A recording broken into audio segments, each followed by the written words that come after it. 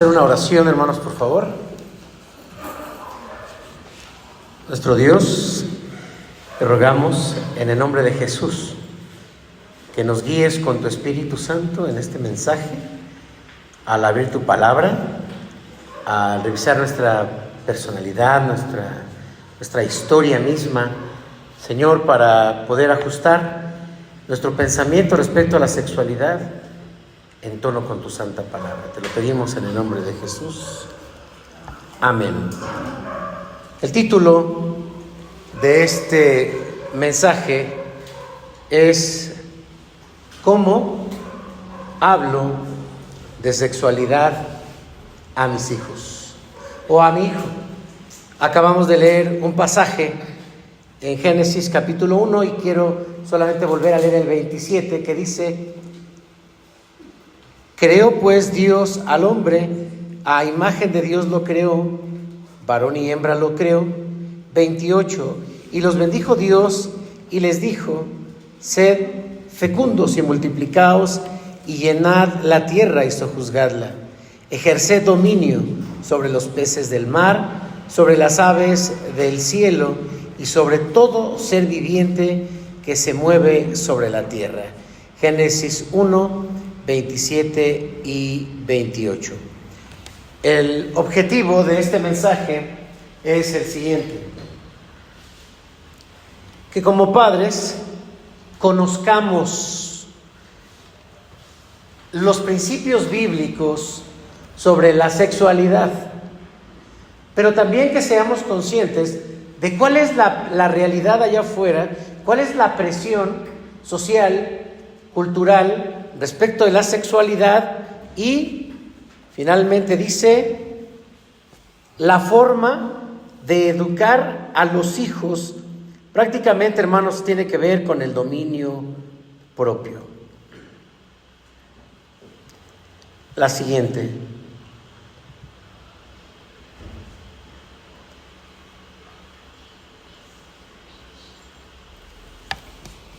La niña le pregunta a su padre: padre, papá, ¿qué es pene?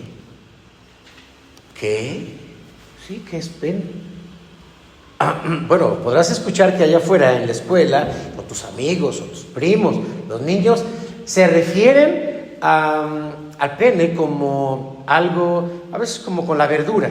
A veces le dicen pepino, o a veces le dicen zanahoria, pero también escucharás que le dicen como los animales, o los animalitos, pajarito, o gusanito, y a veces también escucharás que lo hace como un embutido, ¿no? Salchicha. La mamá puede decir o expresarse de forma muy bonita: ¡ay, mi bebé, qué bonita cosita tiene! Pero formalmente te voy a decir qué es. Es el aparato reproductor masculino. Se compone del glande, que es la cabeza, pero también el cuerpo. Tienen dos surcos y uno tiene que ver con la vejiga, que es con la uretra, que es la salida de la orina para que haga pipí, y la otra pues tiene que ver con un canal espermático que viene desde los testículos. Además hay dos arterias muy importantes, que estas ejercen presión ante la excitación del hombre para poder ponerse duro y entonces tener una relación sexual y que pueda arrojar las semillas en el aparato reproductor femenino para que así nazcan los bebés. Tu mamá y yo así te tuvimos, y también a tu hermanito. Bueno, ¿y por qué la pregunta, hija?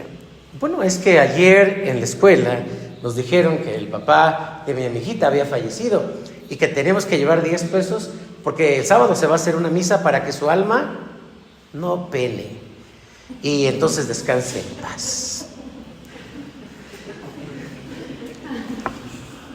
Hablar de la sexualidad a los hijos resulta una tarea delicada, sensible, a veces bochornosa, incómoda, pero necesaria, al grado de que muchos han dejado esta tarea a la responsabilidad de la escuela, a la responsabilidad de la iglesia, a la responsabilidad de los amigos, de la familia, etc.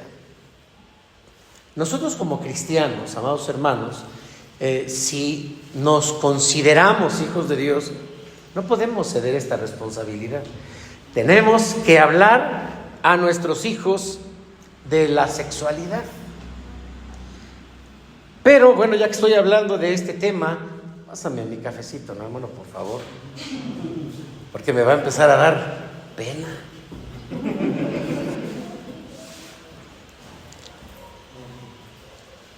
Gracias, hermano, muchas gracias. Y es que, mire, hermano, necesitamos conocer varias cosas. O sea, al abordar este tema, primero necesitamos, fíjense bien, quiero dejarlo bien claro, necesitamos saber lo que enseña la Biblia respecto de la sexualidad.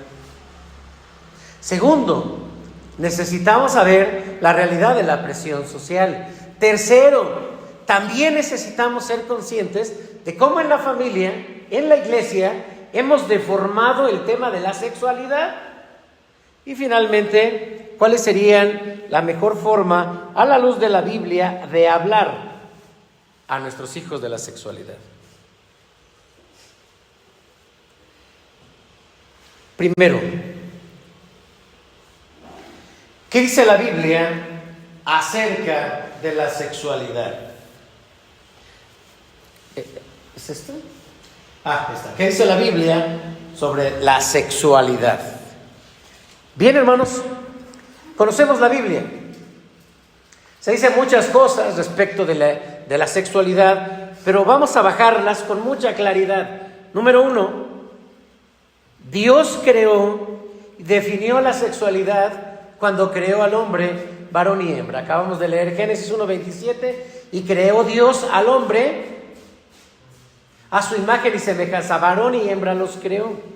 Entonces, queda definido que hay un hombre y que hay una mujer. Por lo tanto, es un elemento de complemento para la compañía mutua, para el apoyo mutuo en el trabajo, para la reproducción familiar y para el dominio que se ejerce sobre la creación. Eso debe ser la pareja. El hombre, como representante de Dios en la tierra, así fue puesto con autoridad y con dominio. La mujer también tiene autoridad y dominio, y esto es el tema de la sexualidad. Vamos a empezar a alejarnos un poquito del concepto que tenemos de sexualidad en nuestra cultura, porque estamos entrando a la Biblia. Segundo, la sexualidad demanda, hermanos, una fuerte responsabilidad. Las parejas, como esta mañana nos hablaba también nuestra hermana, al tener relaciones sexuales, hablamos de un nivel de compromiso, porque se tiene un proyecto de vida. Ese proyecto de vida se conforma con una familia, tener a los hijos. La sexualidad está relacionada entonces con la responsabilidad. Obviamente, hermanos, toda relación sexual tiene un riesgo. ¿Cuál es? Enfermedades de transmisión sexual. Bueno, puede ser, pero hay otra todavía, el embarazo.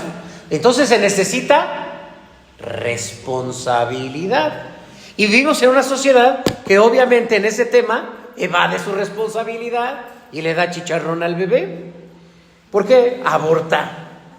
Hermanos, entonces, la sexualidad está relacionada con el compromiso.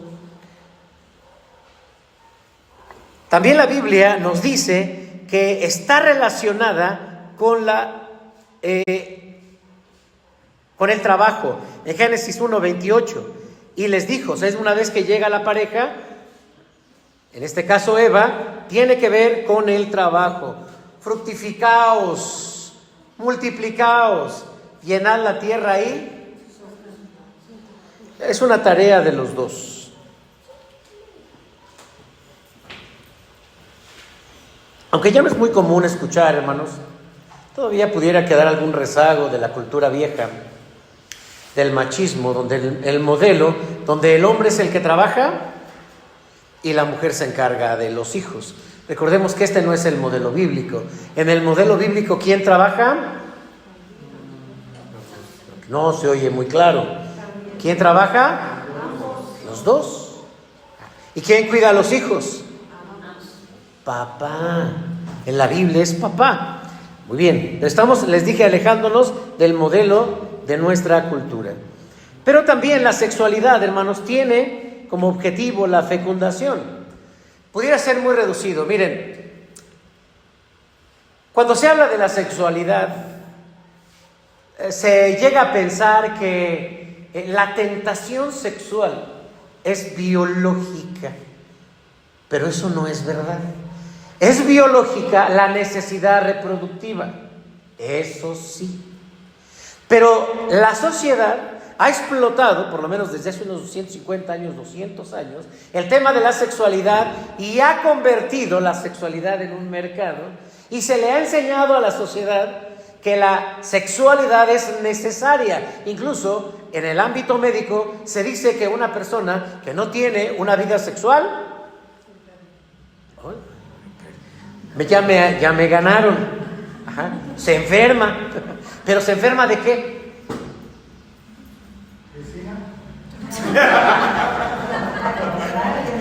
No, o sea, si no tiene una vida sexual, bueno, o sea, el VIH puede contagiarse por muchas maneras, pero no, cáncer, se dice que es cáncer, pero solo es una forma, porque miren, hermanos, a ver cuántos adultos estamos aquí, ya adultos, ya con barba, ya canas y todo. No tengo cabello, tengo canas. Pero miren, hermanos, la sexualidad no es algo como incontrolable, ni la tentación. O sea, eso uno dice, sí, la sexualidad, sí, pásale. Ya así como que uno dice, oye, pero ¿por qué? Porque no es real, hermanos, que entonces veamos a otra persona o al sexo opuesto y entonces ¿cómo se llamaba ese? Johnny Bravo, ¿no? Si se acuerdan de Johnny Bravo. Se saltaban los ojos y nena, se ponía acá y eso no es verdad. Lo biológico sí es la reproducción. La sexualidad no. Es un constructo social, no tiene mucho tiempo. Si miramos hacia el pasado, las mismas novelas o los mismos libros de historia nos dicen que la infidelidad y el concepto de infidelidad ni siquiera tenía que ver con estar con la otra persona. No tenía nada que ver con esto. Bien, pero en la Biblia, hermanos, se habla que la sexualidad tiene que ver con la fecundación.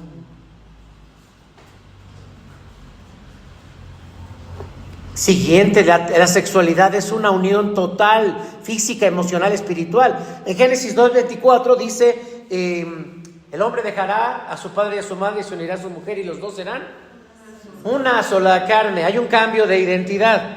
También lo dice, por ejemplo, el apóstol Pablo con la prostitución. En 1 Corintios capítulo 6, versículo 16, dice, ¿o no sabéis que el que se une a una ramera es un cuerpo con ella? Porque dice, los dos serán una sola carne. Quiere decir entonces, hermanos, que hay un cambio de identidad. Ya no he visto esto, pero todavía me tocó llegar a conocer personas, sobre todo las mujeres, ¿no?, que decían, esa chamaca ya está teniendo relaciones sexuales. Su mecha. Yo decía, ¿cómo sabe? Ay, ¿por qué no te das cuenta? No, yo tenía que decir, no, sí, cierto, sí, se le ve. Hermanos, la sexualidad cambia la identidad, si no sabían. Y la Biblia dice claramente que hay un intercambio, sí, o sea, no solamente es un intercambio de fluido. La forma en que la Biblia nos habla de nuestra relación con Dios, humanamente hablando, pues nos la pone en una imagen de cómo se une el hombre con la mujer de forma sexual. Sí, cambia la identidad. Y en esa identidad tenemos que vernos en un completo con nuestra pareja. Dios condena la homosexualidad. También esto lo enseña la Biblia claramente. Levítico 18:22. No te acostarás con varón como con mujer, esto es abominación. Levítico 20:13 dice, si alguien se acuesta con varón como se hace con mujer, ambos han cometido abominación, morirán sin remedio, su sangre caerá sobre ellos. O sea que a los homosexuales, ¿qué se les hacía en la Biblia, hermanos? Bueno, digamos en la antigüedad, pues también se les daba chicharrón. El sexo, hermanos, es bueno. También es una enseñanza bíblica.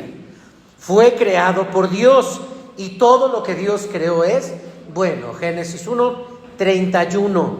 La Biblia describe que también la sexualidad tiene por objeto el placer dentro de la pareja. Por eso también leemos en Proverbios 5:18 y 19, regocíjate con la esposa de tu juventud, que sus propios pechos te embriaguen en todo tiempo, con su amor estés en un éxtasis constantemente. Bueno, ya saben cuál es la tarea. Dios también desea que las esposas disfruten las relaciones sexuales, pues también dice el apóstol Pablo en 1 Corintios 7:3, el esposo debe satisfacer las necesidades sexuales de su esposa. ¿Sí quedó claro? Eso. Es que hay unos muy exigentes.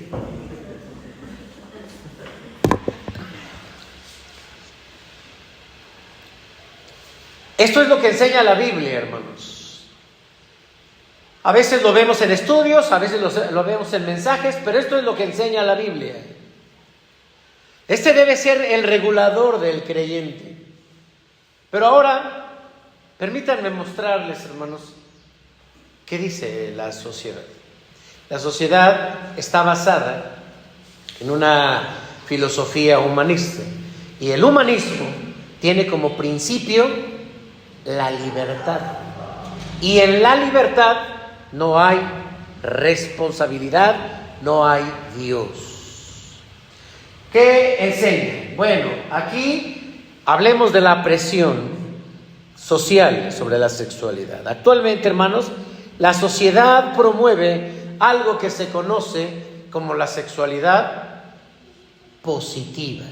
¿Qué es la sexualidad positiva? ¿Qué significa ser sexualmente positivo? Primero, una persona sexualmente positiva sabe que el sexo y la sexualidad son naturales y saludables y que el sexo consensuado es en esencia algo bueno y que nadie debe ser avergonzado o estigmatizado por sus elecciones sexuales.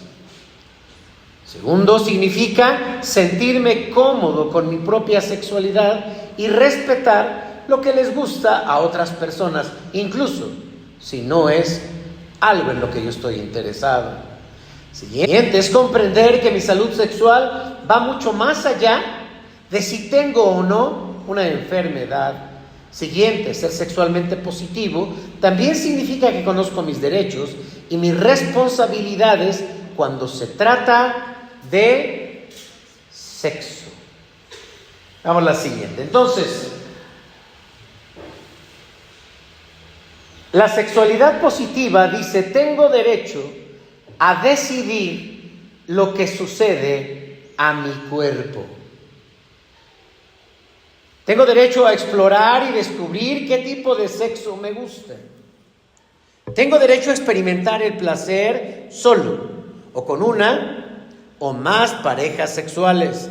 Tengo derecho a establecer límites en lo que quiero y acepto en una relación sexual y saber comunicarlos. Tengo derecho a disfrutar conscientemente de mi sexualidad.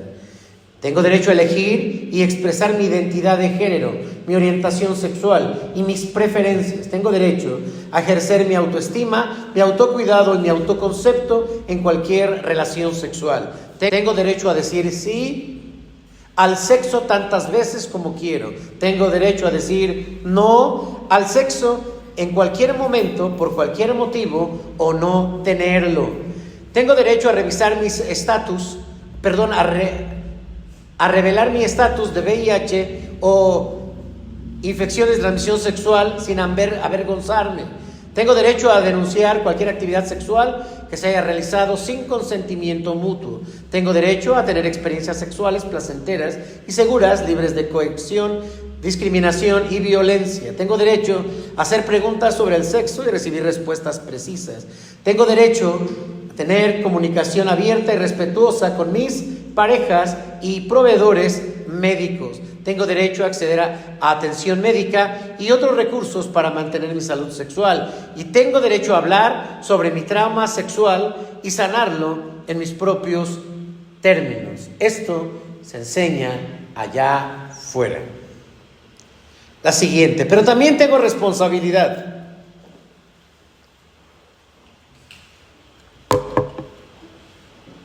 Tengo responsabilidad de entender mi cuerpo y saber cómo cuidarlo.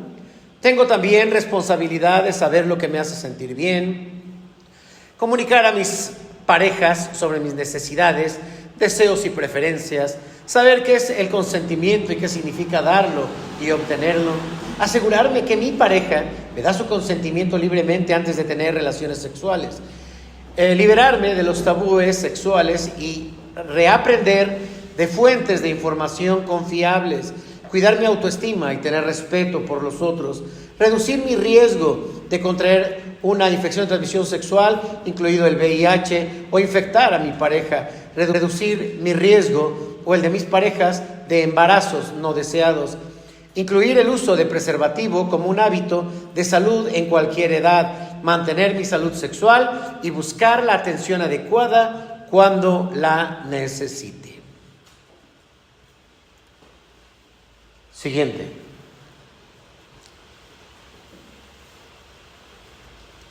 La Iglesia también ha cometido distorsiones en el tema de la sexualidad. Somos herederos de la Iglesia católica y también de su teología y también del dualismo y también de sus principios. Vamos a verlos. El sexo es malo. La interpretación de Génesis capítulo 3, que habla acerca de la caída del hombre, hermanos, atribuye a que el pecado de desobediencia no fue el comer del fruto prohibido. Más bien, el fruto prohibido era tener relaciones sexuales. De una manera simbólica, la serpiente, ahí exótica y zigzagueante, representa los movimientos cadentes de la mujer que sedujo al hombre y lo hizo caer al pobrecito Adán. Y ahí entonces viene una interpretación de que el pecado original tiene que ver con la sexualidad. Siguiente, la tentación sexual es mala.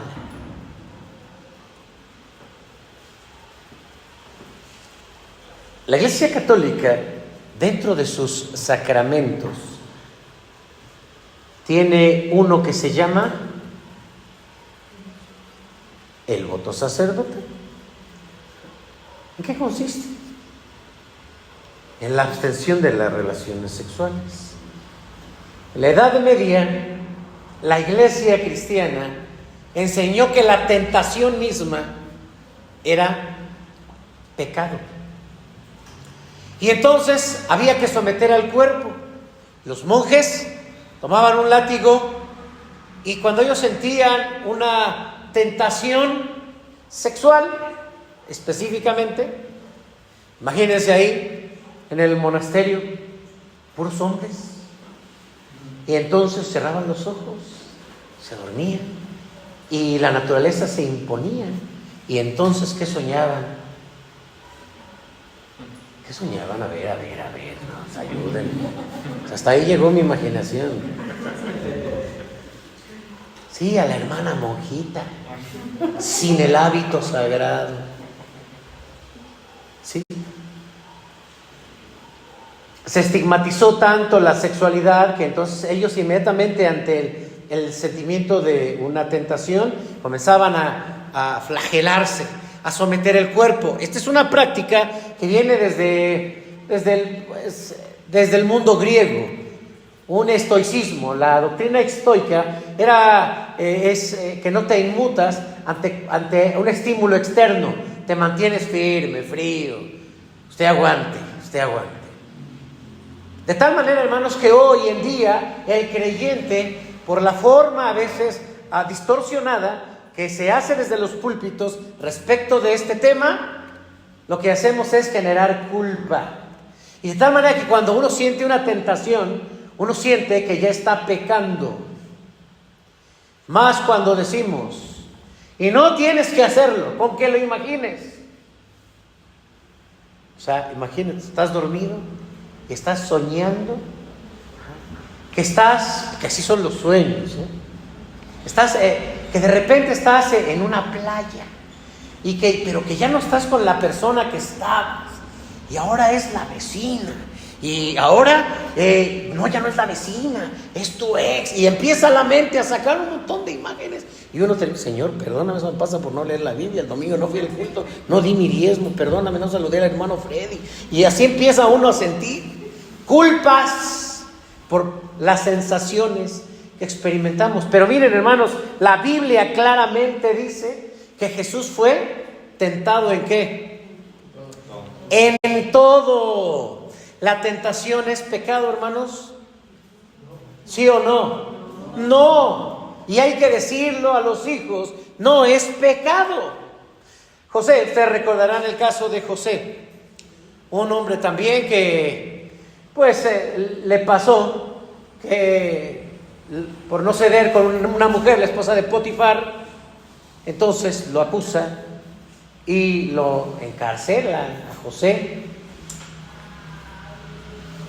La tentación no es mala, y esta es una distorsión que ha generado la iglesia.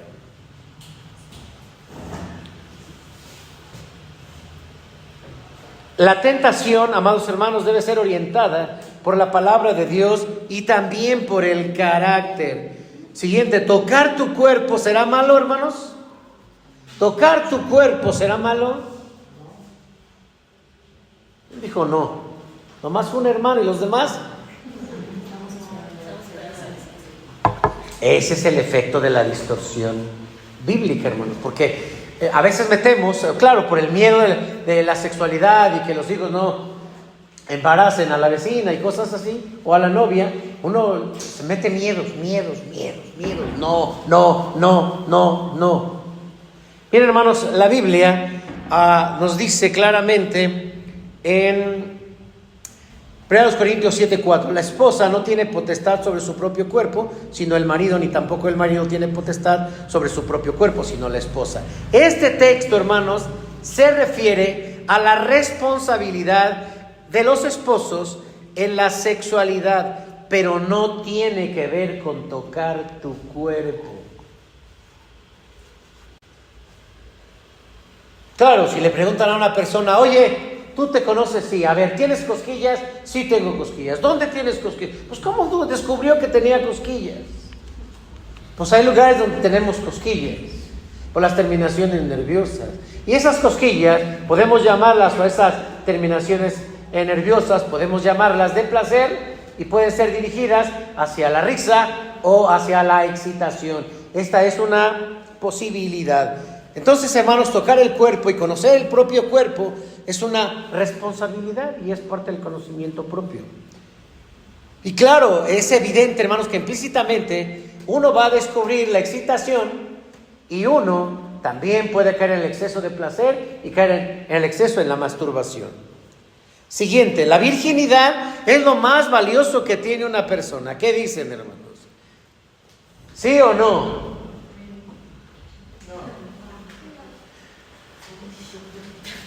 ¿Qué dicen los demás antes de que se peleen?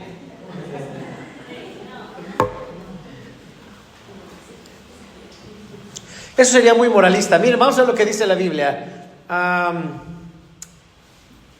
Primera a los Corintios, capítulo 6, de 18 al 20, dice claramente, huyan. Ya nos hablaba nuestra hermana en la mañana de huir. ¿Por qué, hermanos? Porque la tentación sexual es muy fuerte. De hecho, debemos saber que la sexualidad tiene una palabra en el griego y es eros. De ahí viene erotismo, erótico. Y la palabra eros es un demonio, por si no sabían, hermanos, de la mitología griega, que se decía que cuando uno andaba en el eros, pues se metía ese demonio, nublaba la mente, y bueno, a alguien hay que echarle la culpa, ¿no? Muchos dicen, fue el diablo se metió y echó a perder todo. No fue el diablo. Pero hermanos, así se entendía. Por lo tanto, huyan de la inmoralidad sexual. ¿Por qué? Porque la tendencia y la fuerza, hermanos, es muy, pues difícilmente, como decía nuestra hermana, se va uno, acelera demasiado y no pone freno.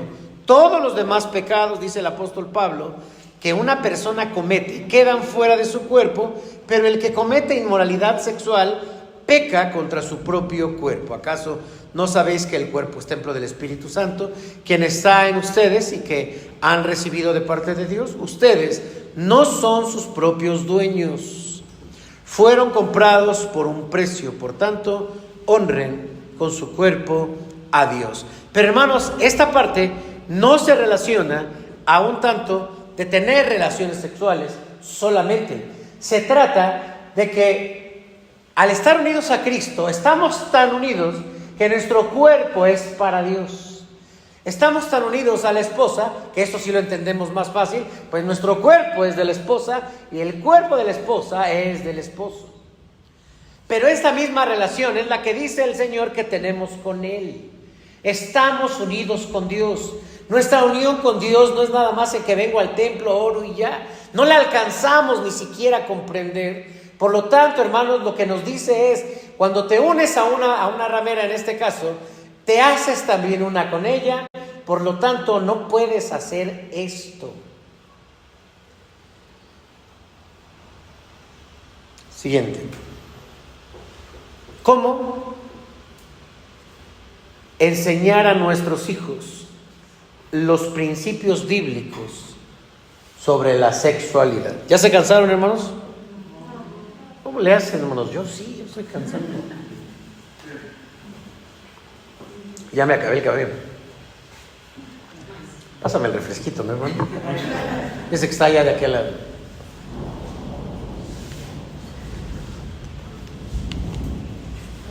Ese mero. La sexualidad, hermanos, así hay que enseñarlo a los hijos. No tiene un fin en sí mismo. O sea, no se trata de decir, vamos a tener relaciones sexuales y que todo eso termine. Quien puede entender mejor esto es la mujer cuando dice, o sea, tú terminas y no me abrazas. Pues sí, eso lo puede entender, ahí no termina. O sea, no es el todo. O sea, el hombre podría decir, no, yo ya acabé, ya tengo muchas cosas que hacer, con tu permiso. No es un fin en sí mismo, no es decir, tengo relaciones sexuales y ya. No, eso sería algo muy superficial, algo muy biológico, algo muy animal, vamos a decirlo así. Aquel que dice, oye, tengo ganas, hoy, ¿cómo has dicho? Hoy, esta noche cena pancha. Verlo así es demasiado simple, es decir, no, nosotros ya, pues decimos, no, eso, cuando uno quiere, pues presta ya. No, eso es algo muy simple. La sexualidad, hermanos, no tiene un fin en sí mismo, solo es un medio de acercamiento. Y claro, en términos biológicos, es la forma más completa en la que se pueden unir dos personas. Y según la Biblia, sí. Pues no, nosotros estamos más unidos en nuestras emociones y en nuestra mente, y eso es mejor que la sexualidad. Bíblicamente no. Bíblicamente porque uno diría, no, por eso fui con la ramera o la sexo servidora, pero no, ni le pregunté su nombre, nosotros fue solamente sexo y ya. Pues eso, desde el punto de vista bíblico, es la forma en que más se unen las personas. Y esa unidad solamente le corresponde a Dios. Por lo tanto, hermanos, la sexualidad no tiene un fin en sí misma. Si alguien viene y dice, pues es que ya tuve relaciones sexuales con mi novio, pues ya, ¿qué le vas a decir? ¿No? Como nos comentaba en la mañana la hermana, pues ya vamos a llorar juntas. ¿Qué? Pues ¿eso qué? Pues ya tuviste relaciones, o sea, ¿qué? Pues eso no es un fin en sí misma, en sí mismo. O sea, no te puedes preocupar solamente por eso. Tu mente tiene que ir a más. ¿Hasta dónde puede repercutir? No estoy embarazada. No me refiero a eso. Me refiero que esa unión ni siquiera la alcanzamos a comprender. Es decir, la sexualidad, hermanos, la tenemos todavía muy influenciada por la sociedad en la que vivimos.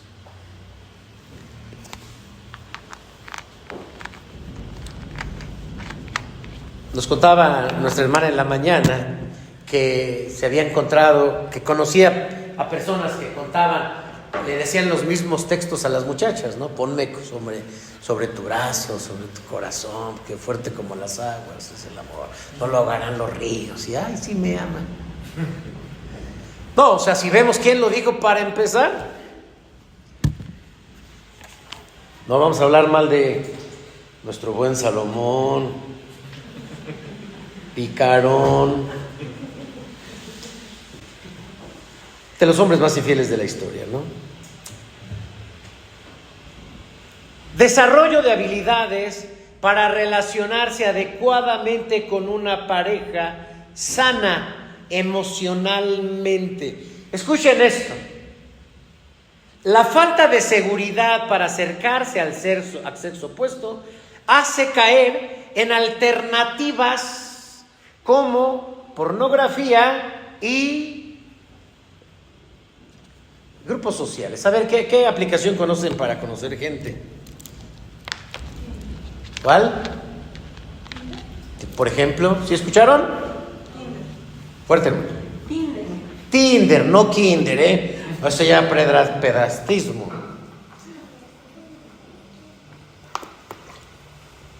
Esa es una. Otra. ¿Vale? El mismo Facebook. Le doy un like, después le mando mensaje, me contesta, ya nos conocimos y ya andamos en esto. Hermanos, los estudios sociales reflejan que las personas que caen en satisfactores sexuales, como la pornografía o en la búsqueda de apoyos de las redes sociales para encontrar pareja, son personas tímidas, son personas que no se saben relacionar con los demás, son personas que pueden tener una muy baja autoestima y necesitan que alguien los valore. Es decir, hay una dinámica y es una opción, vamos a decir, es una opción, pero a falta de habilidades sociales. Una persona que entiende su persona, que es segura, que se puede acercar a alguien de forma normal, hermanos, tendrá una salud emocional mucho mejor que una persona que está buscando lo que no tiene, lo que no puede acceder, que es natural, todo el mundo podemos acceder al sexo opuesto en una forma social, pero la gente que no tiene esas habilidades. Entonces, ¿quieres hablarle a tu hijo? A ver, hijo, que desarrolla tus habilidades. Es que no sé, es que me da pena. Ay, tú salúdamela. A ver, hijo, o sea, ponte las pilas, eres macho, órale, vas. ¿Por qué, hermanos? Porque esas personas débiles, pues como no pueden estar con alguien, abrazar a alguien o besar a alguien, entonces, ¿qué van a hacer? Pues van a empezar a buscar pornografía.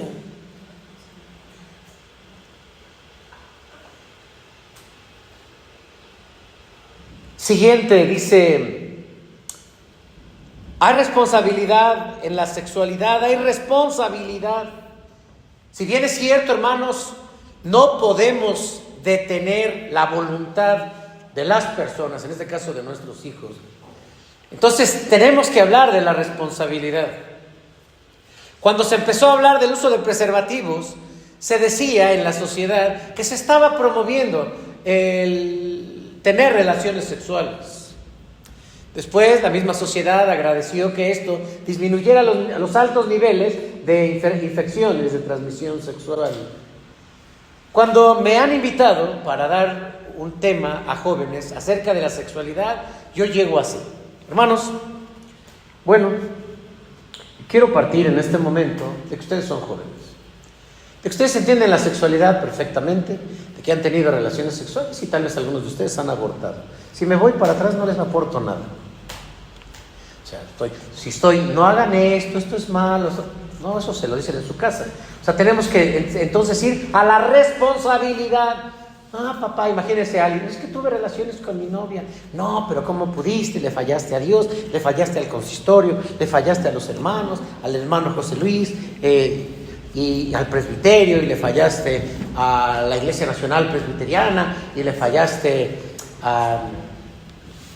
al hermano Magnus, le fallaste al hermano Magnus. O sea, le has fallado a todos. O sea, pues ya concéntrate en soluciones, porque esto es responsabilidad.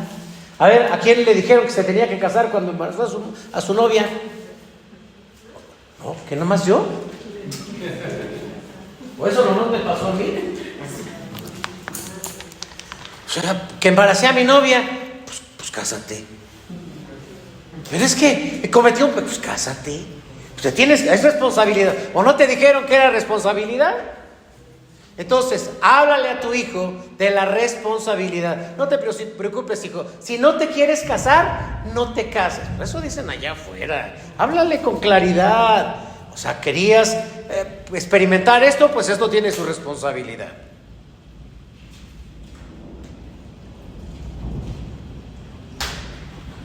Ya me acabé hermanos. Tráigame el garrafón de allá abajo. Yo creo que me vas a tener que infiltrar, hermano, un suero, porque... Claro, hermanos, hay responsabilidad. Y si no enseñamos a los hijos responsabilidad, es lo que enseña la Biblia, ¿no? Es lo que enseña la Biblia. El hombre, así dice la Biblia, el hombre que embaraza a la muchacha, ¿qué tiene que hacer?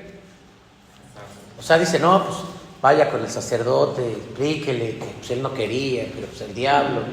¿Qué dice? Cásate. No, pero es que, cásate. No, pero que estoy muy chiquito. Pues cásate. Para que veas que ya puedes, pues cásate. ¿Quieres mujer, no?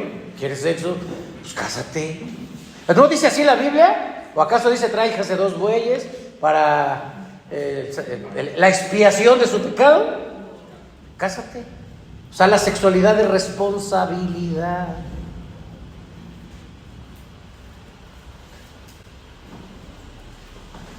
¿Cómo afrontar la abstinencia, hermanos? Esto es muy importante porque tenemos que pensar que los hijos, obviamente por la etapa en la que se encuentran, están en una etapa de abstinencia. Si bien es cierto, la libertad sexual se ha hecho más grande, pero están en una etapa de abstinencia. Y tal vez es el mejor momento en el que una persona puede aprender en lo que se llama dominio propio. O sea, porque por ejemplo uno dice, no, pues, hoy tengo ganas. Entonces habla a su casa y dice, prepárate porque hoy te toca. Uno puede recurrir a esta acción porque es su esposo, porque es su esposa. Pero un joven, ¿cómo te baja las ganas? ¿Cómo te quitas lo caliente? ¿Cómo le haces? Vamos, el dominio propio se ejercita precisamente en la etapa de la abstinencia. Los que pasamos en la adolescencia sabemos qué es orar cuando estábamos, voy a decir la palabra urgidos, se justifica, cuando uno está urgidón. Hermanos, sabemos qué es orar, sabemos qué es ayunar. Nuestros hijos tienen que aprender, sí, porque entonces es muy fácil. O sea, se encierran en su cuarto, como dijo nuestra hermana, nomás ponen allí y aparecen todas las escenas. Qué fácil acceso se tiene para satisfacer. Pero no hay una lucha, hermanos, y no se ejercita el dominio propio, porque el dominio propio no termina en el momento en que nos casamos, es de toda la vida. Hay que enseñar entonces, hermanos, afrontar la abstinencia. Y para eso oramos, para eso ayunamos, para eso leemos la Biblia, claro que sí. Pero también es muy importante el manejo de las culpas. El manejo de la culpa. Es más, hasta nuestra Constitución dice, porque luego salen embarazadas en la iglesia, ¿no, hermanos? ¿Ha salido alguien embarazada aquí en la iglesia? No, o sea, no que aquí, no. No, ¿dónde fue? No, fue en la iglesia, hermano. No estoy diciendo eso. Ve allá arriba, hermano, el rinconcito, está allá así, donde la hermana cuenta la ofrenda. ¿Qué pasa cuando alguien sale embarazada? ¿Qué dice la Constitución? ¿Qué dice la disciplina? Tenemos un libro de disciplina. ¿Qué dice? Los retiran de sus cargos, ¿no? ¿Mande? Los retiran de sus cargos. Van a retirarlo de sus cargos. ¿Qué Los más? exhiben también. A la iglesia donde nosotros íbamos, así pasó toda una chica y la pasaron al frente y oraron por ella y le quitaron sus cargos que tenía, su ministerio y pues de algún modo la exhibieron más que nada para que oraran por ella y pues que la hicieran entender que había hecho mal, ¿no? Claro, y yo creo que eso ayuda bastante porque uno hace conciencia. Pero ¿saben qué hace, hermanos? ¿Qué tiende a hacer la gente? Pues se va de la iglesia. ¿Mande? ¿Mande? Bueno, tanto los juzgan como la gente se va. Que ya salió embarazada, ya se va de la iglesia. ¿Por qué? Porque la van a juzgar. Hermanos, necesitamos saber que juzgar, ¿saben de qué sirve? ¿De qué? De nada. Hay que manejar las culpas. Y la Biblia dice claramente que si cometiste un pecado debes pedirle perdón a Dios. Cuando alguien dice, no tienes que pedirle perdón a tu papá, tienes que pedirle perdón a la iglesia, tienes que pedirle perdón al consistorio. ¿Saben qué, hermanos? Perdónenme. No, hermanos, yo creo que ese tipo de juicios no ayudan. Lo que ayuda es el manejo de la culpa. Hermano, tienes que aprender de esto. O sea, imagínate, ya tu vida cambió, ¿sí? Literal, tienes 17 años y ya no solamente puedes cantar la de solo tenía 10, no, esa no es la de, bueno, 17 años. ¿No? Ya tu vida cambió. Y tu vida cambió, ¿qué aprendes de esto? Imagínate, la mañana nos decían, ¿cuál era el primer punto? ¿Se acuerdan, hermanos? No está nuestra hermana, pero ¿cuál era el primer punto? No todo lo que caiga es bueno. Y nada más, porque leo el lenguaje corporal. Yo estaba allá y el lenguaje corporal decía, me hubiera dicho antes, hermano. Punto número 2, ¿cuál era? No, pues ya dije, hay quien decía, ya llevo 2. ¿Y la tercera, cuál era? Sí, o sea, en realidad, hermanos, todos pasamos las 3 cosas. Todos. ¿O no? ¿O nada más yo? Pues todos. ¿Y nos podemos enfocar solamente en la culpa? ¿O en el manejo de la culpa a la luz de la Biblia? ¿Cometió un pecado? Pues pídele perdón a Dios. Y hay que decirle a los hijos, hijo, o sea, yo no te estoy viendo, pero tampoco estoy así como para estar, o sea, no voy a andar sobre ti todo el tiempo y toda la vida. Tú tienes que saber cuando cometes un pecado y tienes que pedirle perdón a Dios y Dios te va a perdonar y yo también. Punto. No, pero hay que sentarlo en la última banca y que todos lo vean, y si es posible le tejemos la letra escarlata. ¿Se acuerdan de esa? Somos los puritanos. Pues es el antecedente de la iglesia presbiteriana inglesa. Moralistas. No, hermanos, porque una persona no sabe manejar su culpa y literal, o sea, intenta hacer cosas malas. Una persona con culpa puede quitarse la vida, siente que ha fallado, que no tiene solución. ¿Y esto cómo pasa dentro de las iglesias rígidas? Testigos de Jehová, iglesias conservadoras. Siguiente, habla en todo momento directo, concentrándote no en lo físico, o sea, no solamente en la relación sexual, sino en lo emocional y en lo espiritual que esto repercute. El Señor Jesucristo también nos da un poco de ilustración al respecto cuando dice: y aquel que deja a su mujer, pues va y se casa con otro, ¿qué pasa? O sea, adultera. Y uno dice: no, si el juez ya dijo que yo ya...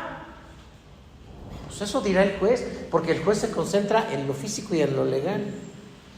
Pero para Dios hay una identidad, hermanos, hay una identidad que tiene que ver con lo espiritual. Siguiente, destaca los beneficios de la sexualidad en el plan de Dios. Y miren, hermanos, que hay en el siguiente dice la santificación, porque la santificación es un proceso en el cual el Espíritu Santo nos transforma y nos capacita para tener el dominio propio. Hay que depender del Señor. También dentro del matrimonio hay que decirlo. Puede haber prácticas que Dios rechaza: infidelidad, trastornos sexuales, daños emocionales no superados. O sea, uno dice: no, es que las relaciones sexuales solo entre esposos.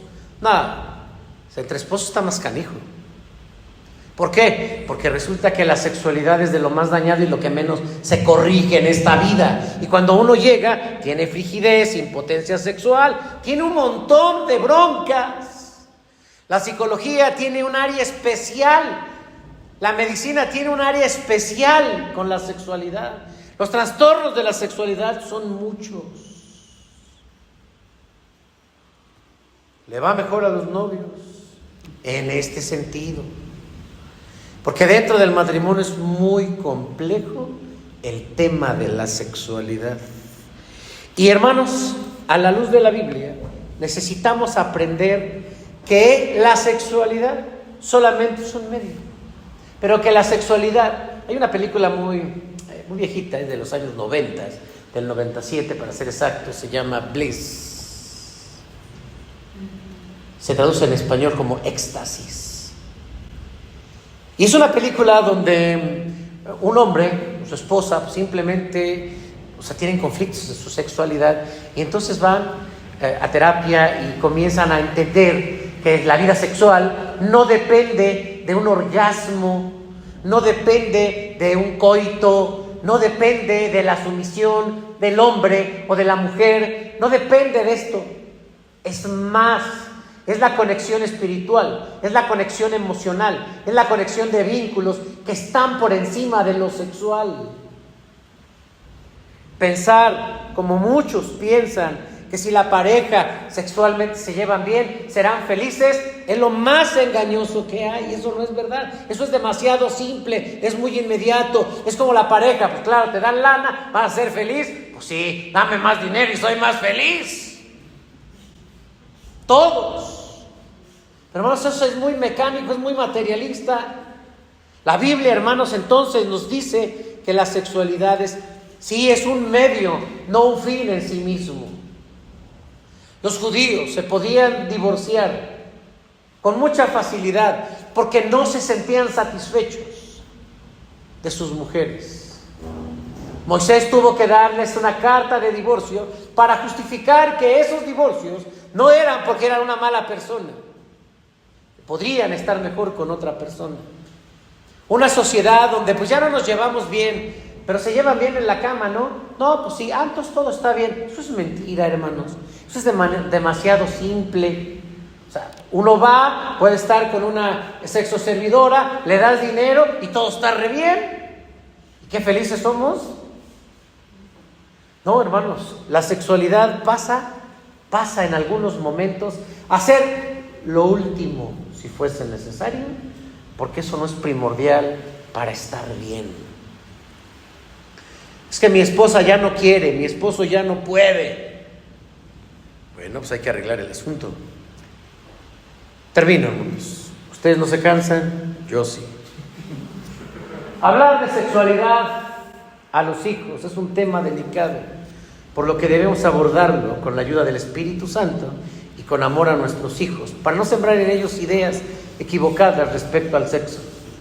Se pueden generar conflictos que no se superen a pesar de su fe en Jesucristo.